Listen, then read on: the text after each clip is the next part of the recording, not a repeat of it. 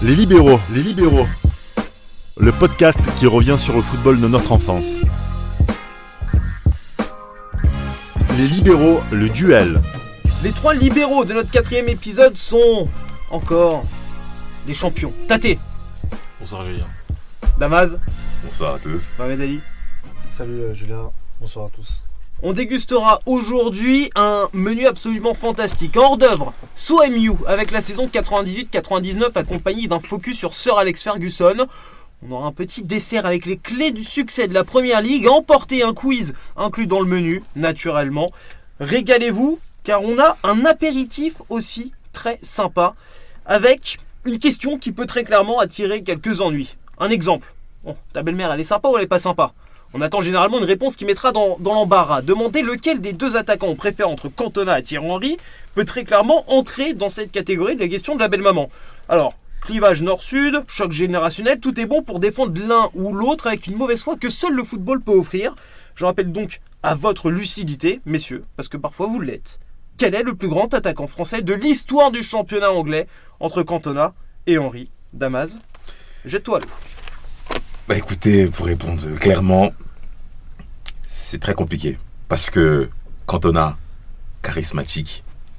Henry, ce qu'il a pu bénéficier, c'est aussi qu'il y avait une meilleure médiatisation. Cantona, il a fait grandir la Première Ligue. Parce que ça a été un personnage qui a permis de faire vendre la Première Ligue. Parce que c'était une époque où là, ça commençait un peu à grandir. On rentrera davantage dans le détail. Et Henry, il a bénéficié, on va dire aussi, du passif de Cantona. Et derrière, il a bénéficié, comme je dis, de la médiatisation du football. Parce que ce qu'il a fait aussi en championnat, mais également en Coupe d'Europe, avec des chiffres incroyables. Donc, pour moi, juste pour répondre à un petit point, je dirais Cantona. Tate. Eric Cantona. Parce que quand Cantona arrive à Manchester n'était pas champion. C'est lui vraiment qui ramène Manchester au niveau, sur le toit du niveau national. Alors que Thierry Henry, quand il arrive, l'équipe a déjà été championne. Donc pour l'impact qu'a eu Cantona sur l'équipe et même pour les générations d'après, donc la génération 92 des Giggs, des Scholes, Beckham, Nicky Butt et frère Neville. Après je peux rajouter Robbie Savage, mais qui a fait une bonne carrière en Première Ligue. Cantona était vraiment un représentatif de cette génération. Il a vraiment laissé un héritage derrière lui, un héritage de travail, un héritage technique. Et rien que pour ça, je dirais Cantona. Mais ça n'occulte en rien ce que Thierry Henry a fait à Arsenal, qui a, selon moi, laissé moins de choses que Cantona. Vas-y. Moi je vais pas manquer d'originalité, je vais dire Cantona pareil. Mais sans enlever en fait le côté tout ce qu'il a apporté en fait Henry. Bien sûr. Tout ce qu'il a apporté Henry, c'est comment dire. C'est dur de passer derrière. En fait là tu choisis Cantona, Henry. Qu'est-ce qu'il aurait pu faire d'autre en fait Henry. En fait je trouve qu'on est trop dur avec Henry. Oui. Malgré que moi-même je dis que Cantona, tu vois, mais On n'est pas dur, oui et non, parce que Thierry Henry, quand il était à Arsenal, il a le leadership, il a le brassard. Donc au départ de Patrick Vieira en 2005, il a une jeune génération aussi à faire pousser. Donc les Fabregas, Ashley Cole. Ashley Cole est déjà parti. Mais Gaël Clichy, les Fabregas, les Mathieu Flamini, des Bayor. Et je dirais que quand lui il est parti, souviens-toi quand Arsenal est leader, il y avait des déclarations de Fabregas qui disaient que on joue mieux, il nous a abandonné, on joue mieux sans Thierry Henry. Alors que Cantona, c'était vraiment l'inverse. Cantona, quand il est parti, il a vraiment laissé... Bon, même si Manchester a continué à gagner, mais il a vraiment laissé un vide, que ce soit dans le vestiaire, sur le terrain, et même en dehors du terrain, dans le sens où il a vraiment mené cette génération, comme je disais précédemment, la génération de 92 de Manchester. Ce que Thierry Henry n'a, selon moi, pas fait à Arsenal. Mais après, en effet, mais il y a des points de similitude par rapport à ces deux personnes. C'est que en France, ils sont pas très bien vus aussi. C'est-à-dire, il y a cette image-là de Cantona au niveau de son caractère qui a été avec beaucoup de conflits avec ses coachs, avec les arbitres, plusieurs suspensions, commission de discipline. Mais ce qui est étonnant, c'est que par rapport à Cantona, il a été soutenu par Platini.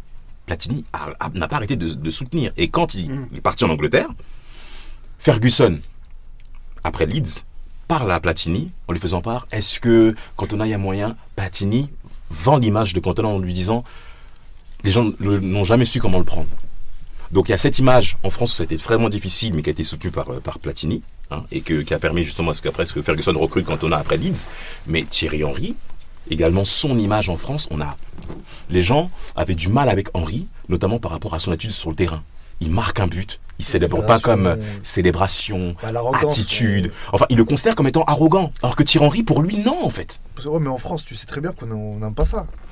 C'est comme ça, on n'aime pas. Tu vois, ce côté. À partir du moment où on n'arrive pas à s'identifier.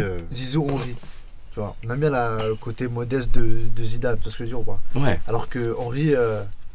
Son image, il l'a pas autant bien bonifié en France, contrairement en Angleterre où on l'a adulé en appelant le roi d'Angleterre. Le premier à qui on appelait le roi d'Angleterre, c'était Cantona, parce que Cantona, Giggs a été clair là-dessus. Hein. Quand Cantona est arrivé, Oui, il y en avait un après. ce qu'il a même dit, ouais, exactement. Giggs dit, on avait du mal à marquer des buts. Il y avait une léthargie au Et niveau dès qu'il est arrivé, tout a explosé. il y avait une léthargie au niveau Tout a explosé. Cantona, ça a été le seul joueur à avoir relevé le col comme ça devant Ferguson, mais même dans son attitude, le buste levé, frappe en rupture. Mais c'est-à-dire, ça, quand tu le vois, ce mec, tu le vois, et ça, c'est ce qu'on appelle, c'est du leadership. Parce que Ferguson, il a tout fait pour que Manchester, quand on rentre sur le terrain, il faut qu'on soit comme des boss. Et Cantona était le parfait relais de Ferguson sur le terrain. Donc en effet, par rapport à ce que dit Tate en termes de relais, boum, ça a explosé. Donc les Beckham, les Scholes, les Nicky Butt ont suivi le tempo. Même Roy Keane, quand il a joué. Voilà, bien sûr, même Roy Keane, il faut le dire. Même les Roy Keane. Par contre, Henry, il est arrivé. Il y a un côté plus individualiste chez Thierry Henry, quand même. Il y a un côté vraiment. C'est ma personne. C'est ma personne. Alors que Cantona, il y a ce côté ma personne. Mais derrière, il a su quand même tirer toute l'équipe avec lui. C'est vrai que Thierry Henry, il y a des stats aussi qui peuvent nous faire mentir parce qu'il avait ce côté aussi altruiste, ce côté passeur. Quand il faisait la saison 2003, il fait 20 passes. Il a vraiment aussi ce côté altruiste sur le terrain. Mais j'arrive pas à voir chez Thierry Henry, et il y a même en équipe de France, il y a eu ce problème-là, quand il a eu le brassard, il a vraiment pas su fédérer autour de lui. C'est vrai. Mais Henry n'est pas un leader. Et je pense qu'il le dit lui-même. C'est pas un leader dans le fait de tirer le maximum de ses coéquipiers. C'est vraiment ça, surtout, qui le touche beaucoup. À Arsenal, quand il est venu à Arsenal, il y avait déjà des leaders qui étaient déjà en place. Et donc Henry, il le dit lui-même qu'il a fallu tout réapprendre quand je suis arrivé à Arsenal. Il a fallu tout réapprendre, et surtout que cet Arsenal-là n'était pas le Arsenal qu'on a vu après, le Arsenal Baby, Gunners, toute cette génération. Non. Là, on avait affaire à des hommes qui étaient là. Hein. Tony Adams, Whittenburn, les Dixon, c'était des hommes de devoir. Pas très talentueux, même Ferguson le reconnaît, Tony Adams n'est pas très talentueux, mais il insiste sur le fait que ce mec, il en impose. Donc les duels face à Alan Shearer, c'est le charme de l'Angleterre. Et Henry est rentré dans ce moule. À la Juve, il avait du mal à placer ses arguments techniques en tant que joueur de football. Et Arsenal, il le dit clairement quand je suis arrivé, je pouvais placer ma pointe de vitesse. On me laissait cet espace-là, et Wenger a tout fait pour que je sois le joueur que je sois devenu aujourd'hui. Donc Henry, c'est vrai qu'il n'a pas été un leader, mais il faut également reconnaître qu'il a su également apprendre des autres. Il a su apprendre des autres pour qu'il soit le joueur qu'on a vu exceller. En termes de... Il a des chiffres exceptionnels, Thierry Henry.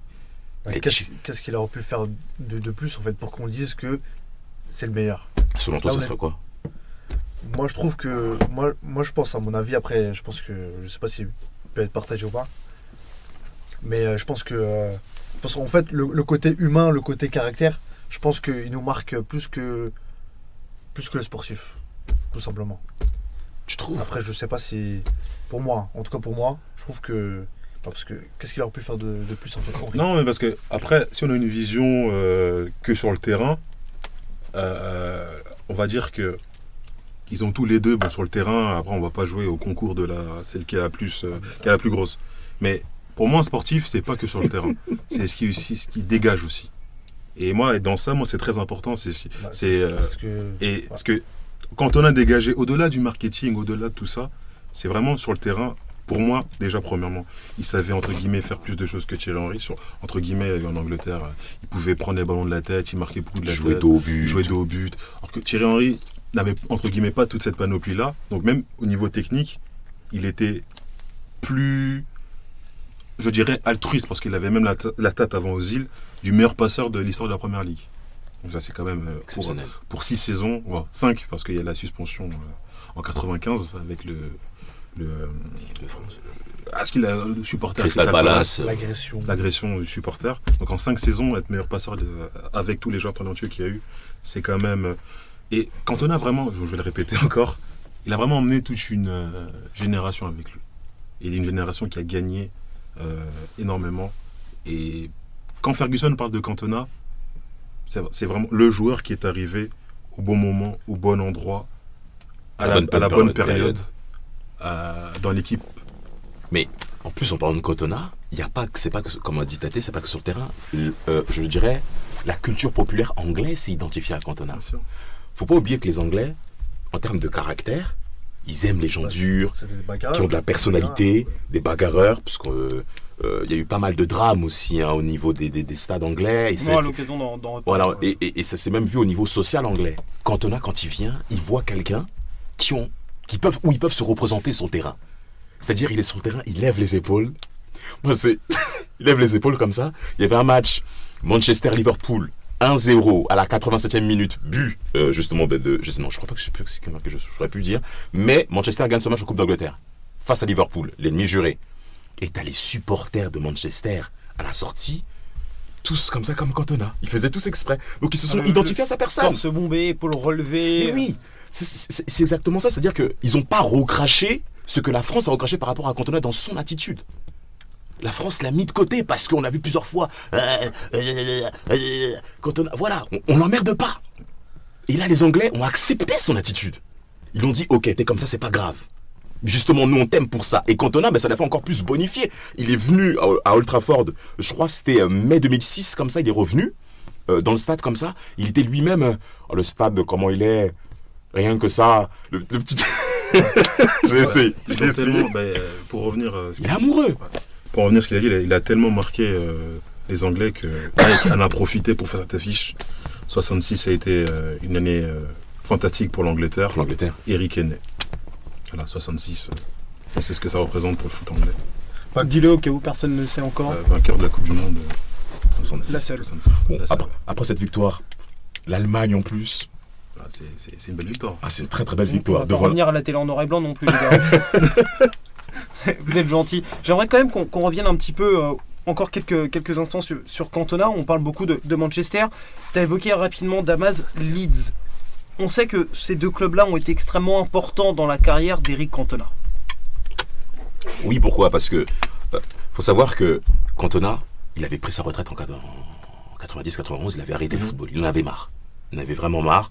Et il y a eu cette opportunité pour l'Angleterre. Donc Leeds, quand Leeds est arrivé, je dirais, c'était comme si, on joue un dernier essai, quoi. On joue un dernier essai. Pourquoi pas ? Pardon ? Ouais, pourquoi pas ? Voilà, pourquoi pas, quoi. Exactement. Et il va tout simplement impressionner même les propriétaires de Leeds. Et il devient même champion d'Angleterre.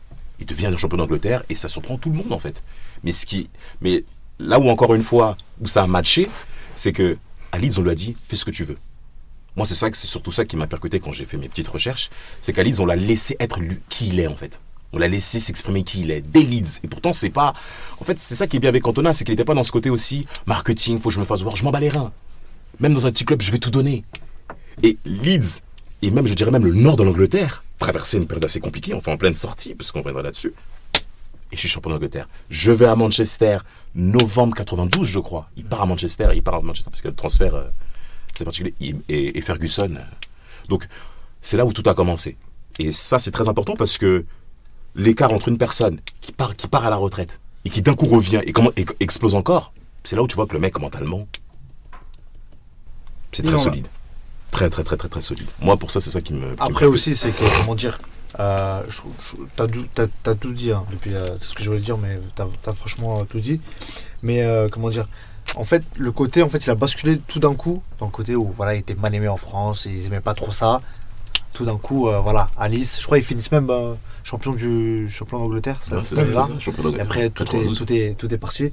Et par rapport à la période, je voulais juste revenir un peu par rapport à Manchester. Après, comme tu as dit, il est venu au bon moment, dans le bon club, dans le même état d'esprit, dans le même truc. Alignement des Je pense que, voilà, alignement des vraiment, c'est parfait. Mais en fait, c'est là où j'ai envie de dire, là où le débat c'était Henry, Cantona. Mais qu'est-ce que tu peux mettre en face, tu peux mettre qui tu voulais en fait. on allait dire Cantona. Ouais, c'est vrai, mais après, Henry. Enfin, je sais pas ce que vous en pensez, même peut-être sur Il a fait des trucs de fou. Henry, mais on se rend pas compte, même en termes de performance. Quand je. 2006. Henry, Les il a deux fait- laissent un vrai héritage à leur club et au championnat Mais anglais. jusqu'au point, il y a le Henry, statue, la statue la qui est là statue. à Arsenal. Il y a la statue. Une C'est pas de la statue. pour moi, c'est pas de la même intensité. Tate.